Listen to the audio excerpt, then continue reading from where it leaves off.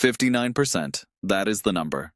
59% of Americans right now, today, in 2026, are lying awake at night worried about money. Not occasionally, not sometimes, chronically, persistently, every single week. And the most painful part? Most of them have no idea what that worry is actually doing to their brain. They think it is just stress. They think it is just life. They think it will go away when the situation changes. It will not.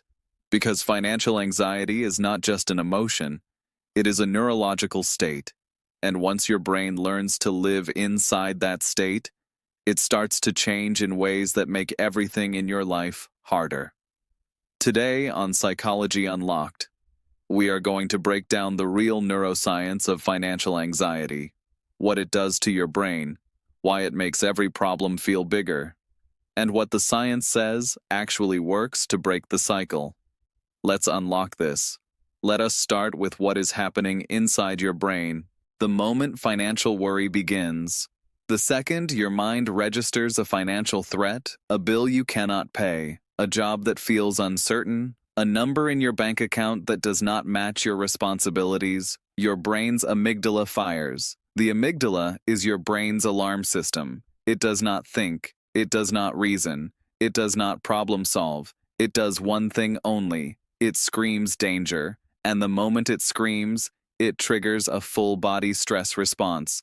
Cortisol floods your bloodstream. Adrenaline spikes. Your heart rate climbs. Your muscles tighten. Your digestion slows. Your immune system suppresses. Your entire biology shifts into survival mode. Now here is the critical part that most people never understand. Your amygdala cannot tell the difference between a physical threat and a financial one. To the primitive brain, a lion running toward you and a credit card bill you cannot pay activate the exact same response, the same hormones, the same physiological shutdown, the same narrowing of thinking, which means your brain is treating your bank account like a predator every single day, and living in that state has consequences that go far beyond just feeling stressed. Research from the Princeton Neuroscience Institute led by Dr. Eldar Shafir found something that fundamentally changed how scientists understand poverty and financial stress. When people are experiencing significant financial anxiety, their cognitive bandwidth drops measurably. Cognitive bandwidth is your brain's capacity for complex thinking, decision-making, planning, impulse control, emotional regulation. The study found that financial worry consumes so much of the brain's working memory and attention that it reduces effective cognitive capacity by the equivalent of losing 13 IQ points. 13 points. That is the cognitive difference between a good night's sleep and being clinically sleep-deprived, caused entirely by financial anxiety, not by the actual financial situation, by the worry about it. Think about what that means in your everyday life. The impulsive purchase you made when you were already stressed about money, that was not a character flaw. That was your prefrontal cortex, the rational decision-making center, being starved of resources by your overactive amygdala. The argument you had with your partner about money that went in circles for hours, that was two financially stressed brains both operating with reduced cognitive capacity trying to solve complex problems with diminished tools. The feeling that you cannot seem to get ahead no matter how hard you try, that is not bad luck.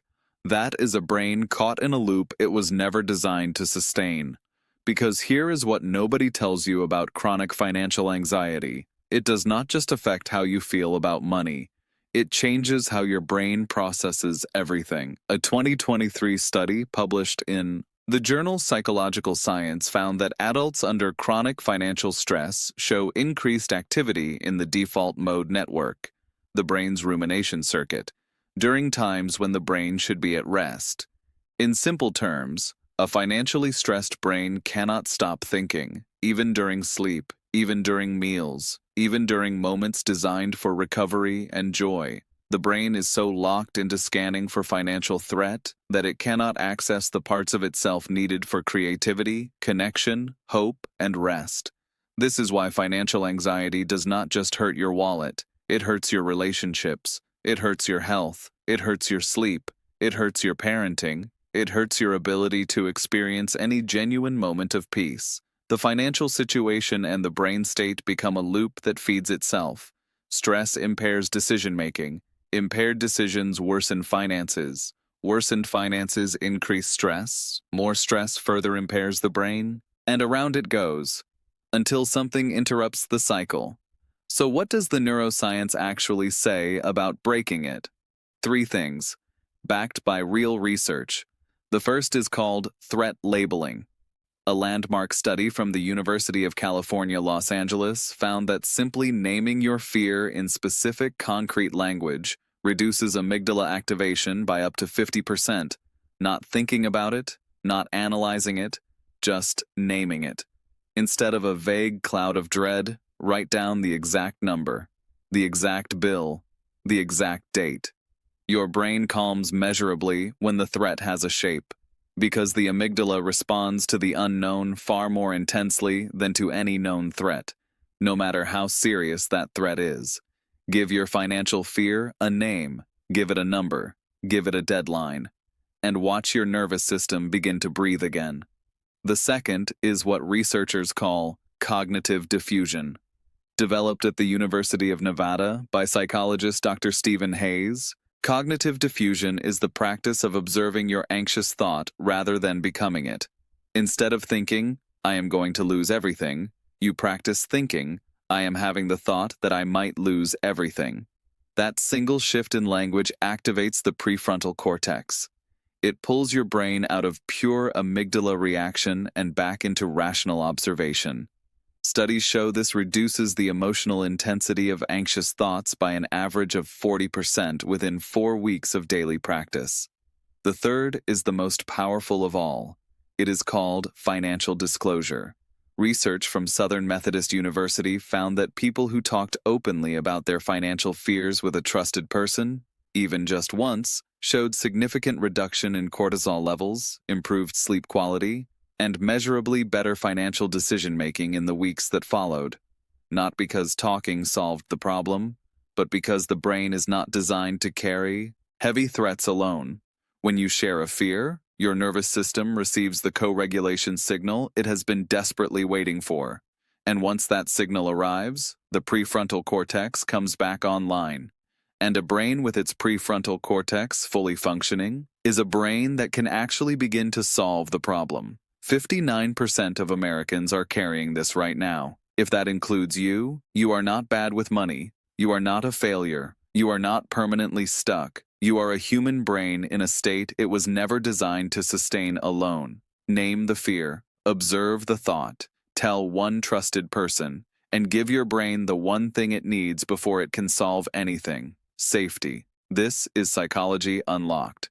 If this video described something you have been carrying silently, share it with someone who needs to hear that their brain is not broken.